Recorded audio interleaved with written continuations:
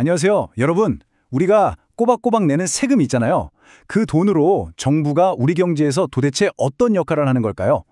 오늘은 바로 그 핵심적인 역할에 대해 아주 쉽고 명쾌하게 한번 파헤쳐 보겠습니다. 자, 바로 시작하죠. 네, 정말 근본적인 질문이죠. 우리는 왜 세금을 내는 걸까? 그리고 그 돈은 다 어디로 가서 어떻게 쓰이는 걸까? 바로 이 궁금증에서부터 오늘 이야기를 풀어가 보려고 합니다. 이게 사실 우리 모두의 지갑, 그리고 삶과 아주 직접적으로 연결된 문제거든요.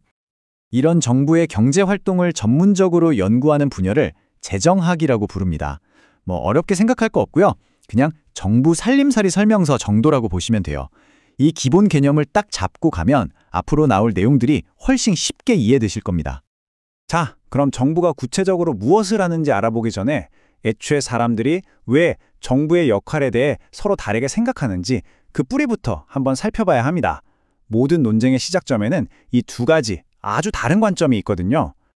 정부 역할을 둘러싼 그 어떤 논쟁도 바로 이 두 관점에서 시작돼요. 왼쪽은 유기체적 관점인데요. 사회를 하나의 살아있는 생명체처럼 보는 거죠.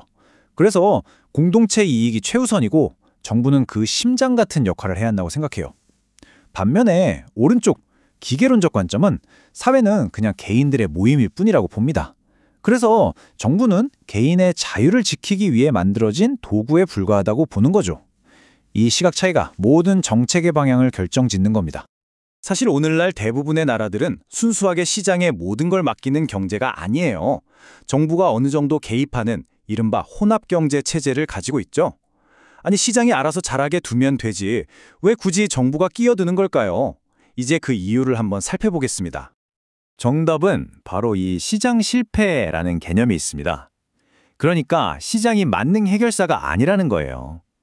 시장에 그냥 맡겨뒀더니 효율적으로 돌아가기는커녕 오히려 문제가 생기는 순간들이 있다는 거죠.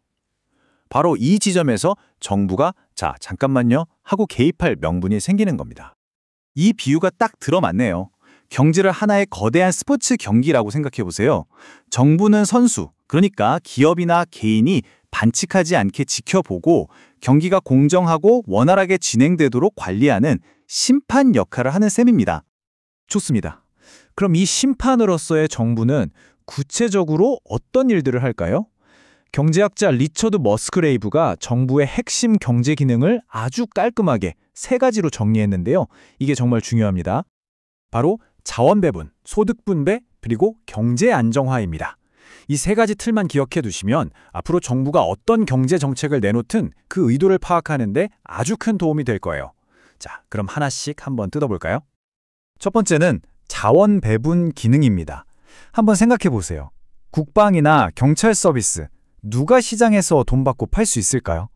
돈 안 낸 사람만 쏙 빼고 지켜주기가 불가능하잖아요. 이런 것들을 공공재라고 하는데요. 시장에 맡겨두면 아무도 돈을 안 내려고 할 테니 결국 아무도 만들지 않게 됩니다. 그래서 정부가 세금을 걷어서 직접 공급하는 거죠. 우리가 매일 이용하는 도로나 공원도 다 마찬가지고요. 두 번째 역할은 소득 분배입니다. 시장 경제에서 자유롭게 경쟁하다 보면 어떤 사람은 정말 어마어마한 부를 쌓고 어떤 사람은 기본적인 생활조차 어려워질 수 있잖아요. 이 소득 격차가 너무 심해지지 않도록 조절하는 게 바로 정부의 역할입니다.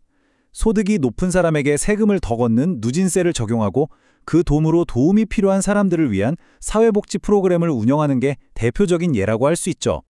마지막 세 번째는 경제 안정화 기능입니다. 경제라는 게 가만히 있지를 않죠. 막 뜨거워졌다가 갑자기 차갑게 식기도 하고 마치 롤러코스터 같아요. 정부의 역할은 이 롤러코스터가 너무 심하게 위아래로 흔들리지 않도록 속도를 조절하고 안전바를 꽉 잡아주는 겁니다. 물가가 미친 듯이 오르거나 갑자기 일자리가 사라지는 충격을 최소화해서 우리 경제가 안정적으로 굴러가도록 만드는 거죠. 자, 지금까지 우리가 살펴본 정부의 세 가지 고전적인 역할. 그런데요, 세상이 정말 빠르게 변화하고 있잖아요. 이 전통적인 역할들이 지금 아주 새로운 도전에 직면했습니다. 말 그대로 시험대에 오른 거죠. 첫 번째 도전, 바로 세계화입니다. 요즘 기업들은 마음만 먹으면 세금이 더 싼 나라로 공장을 그냥 옮겨버릴 수 있죠.